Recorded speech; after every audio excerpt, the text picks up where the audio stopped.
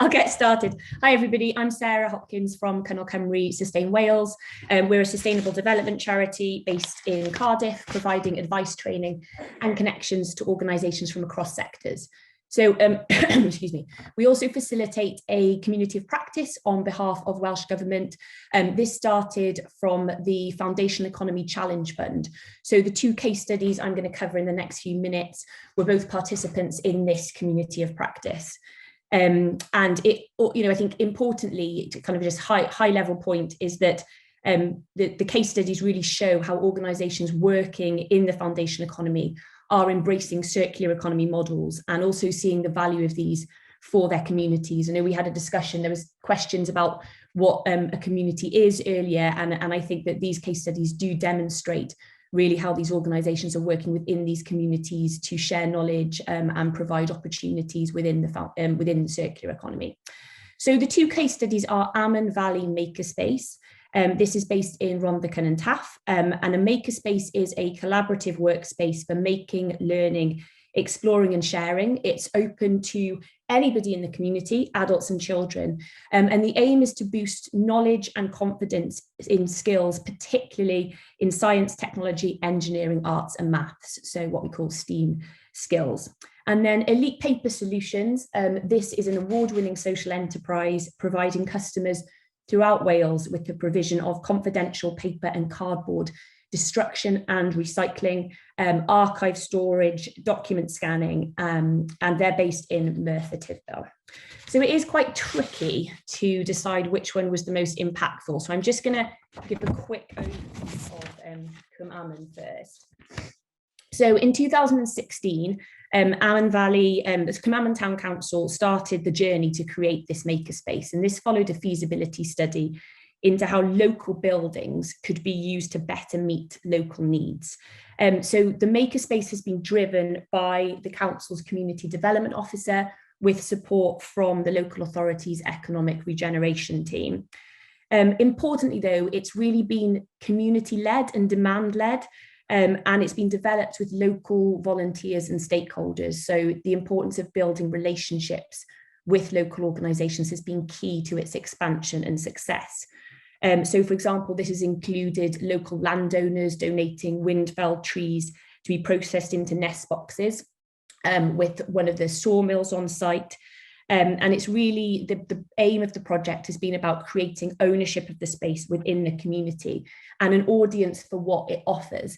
And these are pieces of technology that are not available usually in rural areas. They're much more associated with communities and university towns.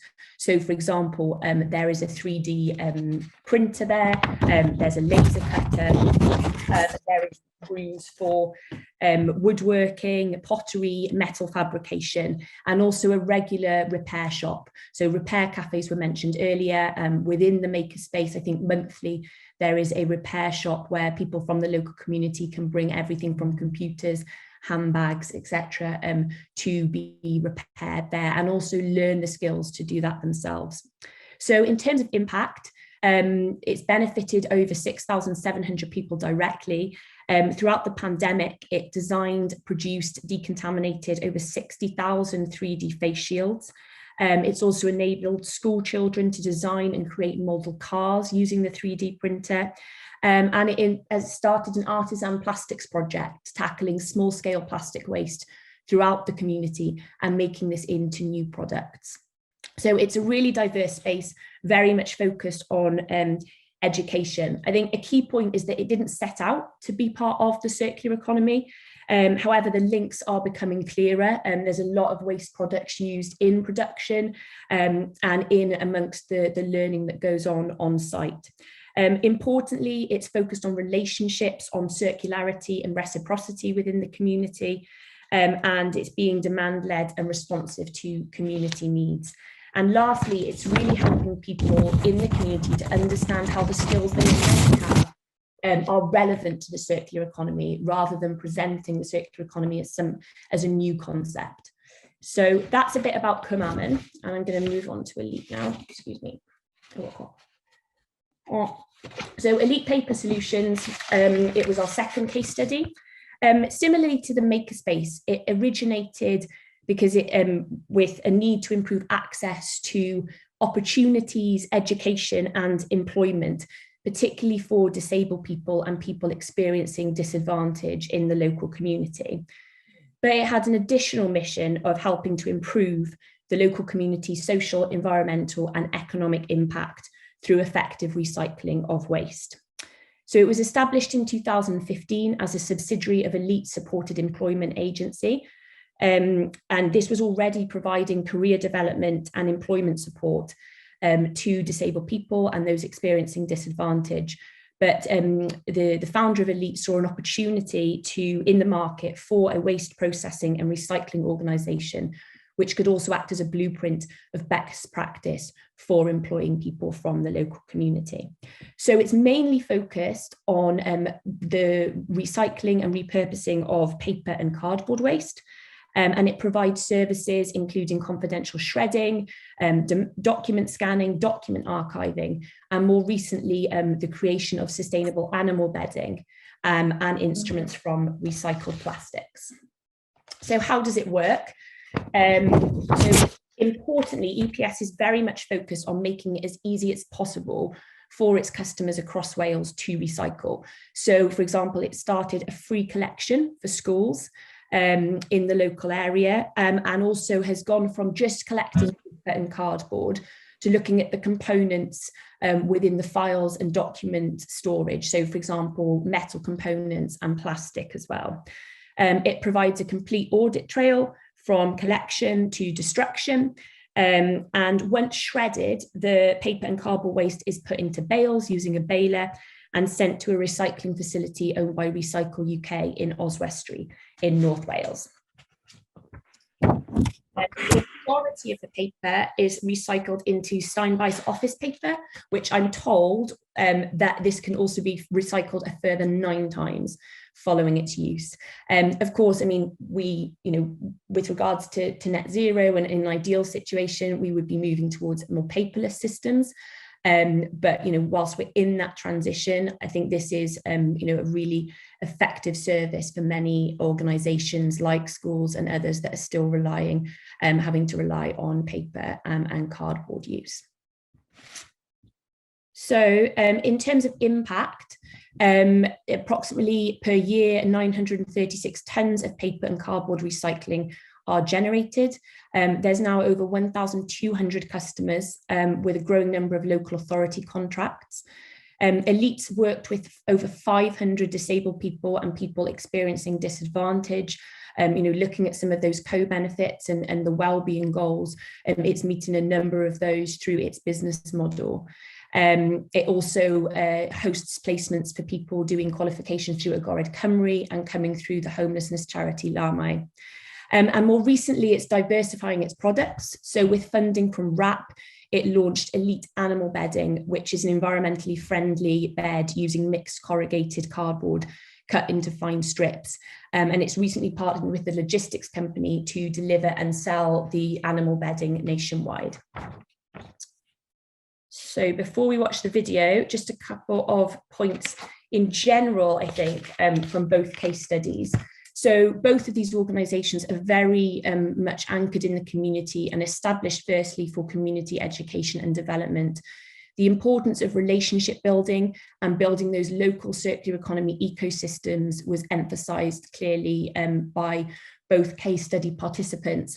And I think it's really great to see the tool development, more resources and knowledge of what others are doing, particularly for small organisations, is really, really important.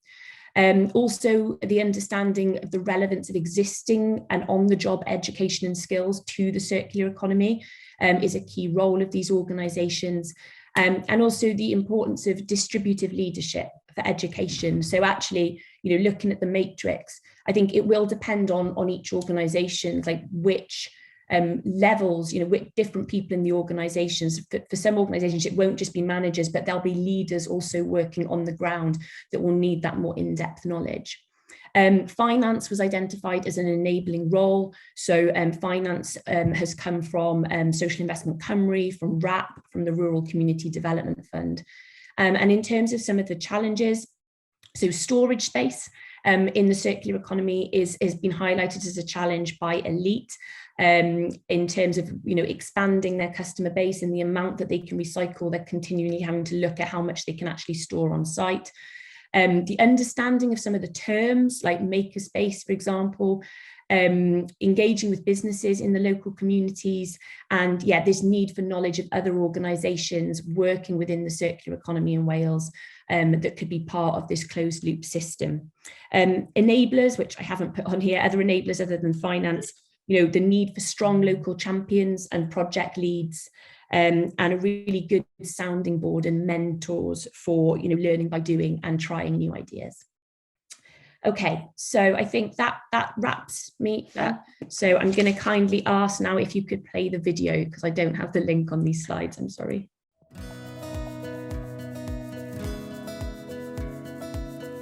So we were set up around 7 years ago by our main charity, which is Elite Support Employment Agency Limited.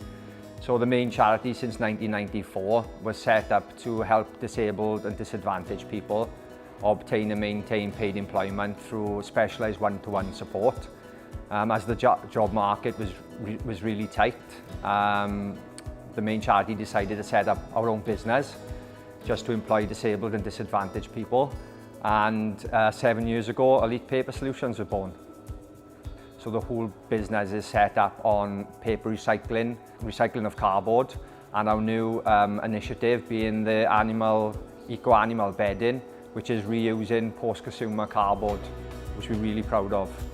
So obviously the circular economy is really important to us. Obviously we look at recycling, reusing resources, because obviously we want to maximise resources and minimise what's going into landfill. The process is really simple. So we've got a huge customer base where we already collect the waste cardboard. By shredding the post-consumer cardboard, we could use this as an eco-friendly animal bedding, which is also healthy to the animal and the owner. And it's a really simple process. We just make sure there's no contaminants in the cardboard, removing all staples and sellotape and things like that. We just shred the cardboard then, and then we bale it, repack it, and sell it to our customers.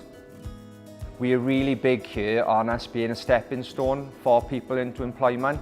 We get people to come into work on work experience or as volunteers, and then we create jobs internally so that we're giving them their first opportunity of paid employment. Whilst the staff are here, we are big on training, so we put them through accreditations, and then when our staff get to a period then where we feel we can't help them anymore, we employ our own employment advisors who look for community jobs for our staff. Once we move that person on, that frees up another paid opportunity here that we can employ another person who's a volunteer or one work placement.